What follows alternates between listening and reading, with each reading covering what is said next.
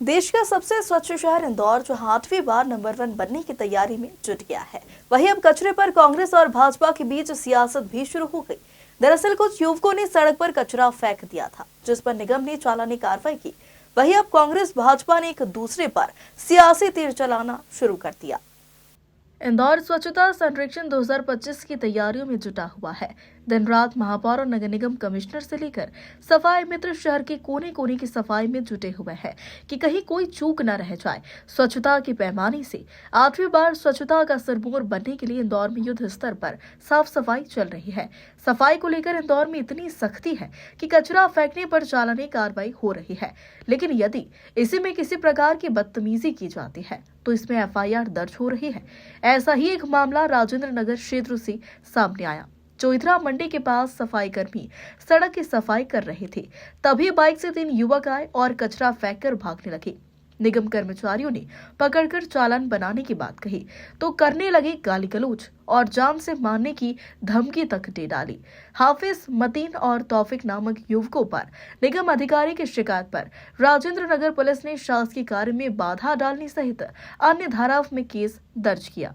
राजेंद्र नगर थाना क्षेत्र में एक घटना हुई है जिसमें कंप्लेंट की है नगर निगम के जो कर्मचारियों ने। उनको जरिए बताया गया था कि एक महफूज खान है जो कि अपने 2 साथियों के साथ मंडी के पीछे जो मेन रोड पर एक बैग लेकर कचरा फेंकने गया था। रोड पर कचरा फेंक रहा था तो नगर निगम का जो अमला निकला तो उन्होंने उनसे बोला कि कचरे का वो करना पड़ेगा, आपको जुर्माना भरना पड़ेगा। तो उन्होंने जुर्माना भरने से मना कर दिया। तो नगर निगम के कर्मचारी की तरह एक गाड़ी इसकी जब्त कर ली गई और वहाँ पर खड़ी कर दी गई अपने परिसर में। लेकिन वहाँ पर महफूज अपने साथियों के साथ आया, उस गाड़ी को भी ले गया और उसके साथ धक्का मुक्की की, जान से मारने की धमकी दी और उसके बाद फिर इनके साथ हुज्जत भी की। तो इस आधार पर नगर निगम के कर्मचारियों की तरफ से थाना राजेंद्र नगर में शासकीय कार्य में बाधा, मारपीट, जान से मारने की धमकी और अश्लील गाली गलौज आदि की धाराओं में प्रकरण पंजीबद्ध कर इन्वेस्टिगेशन लिया गया है।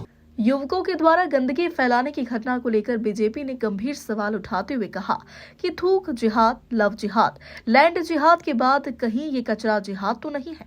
वहीं बीजेपी के बयान पर कांग्रेस ने पलटवार करते हुए कहा कि शहर में गंदगी करने पर कार्रवाई होना चाहिए, लेकिन फिजूल बयानबाजी करने से बचना चाहिए।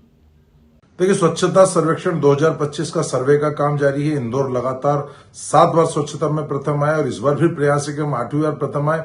स्वच्छता को लेकर लगातार नगर निगम द्वारा जागरूकता का अभियान भी चलाया जाता रहा है और अपने आसपास के क्षेत्र को स्वच्छ रखें, कचरा सड़क पर खुले में न फेंकें, इसको लेकर समय समय पर चालानी कार्रवाई भी की जाती है, जागरूकता अभियान भी चलाया जाता है। लेकिन हम देखने में आ रहा है कि बड़े समय से कुछ इलाकों के अंदर लोग इस तरह की यदि जागरूकता के अभाव में सड़कों पर कचरा फेंक देते हैं, चालानी कार्रवाई का विरोध करते हैं, कचरे को व्यवस्थित कचरा पेटी में नहीं फेंकते हैं, वो कचरा वाहन में कचरा नहीं डालते हैं। इसको लेके भी लगातार शिकायतें आती है। ऐसा लगता है कि वो कहीं न कहीं स्वच्छता सर्वेक्षण में अपनी भागीदारी से बचना चाहते हैं या भागीदारी देना नहीं चाहते हैं। लगातार इस तरह की शिकायतें कई इलाकों से मिलती रहती है, लेकिन नगर निगम सतत जागरूकता अभियान भी चलाता है।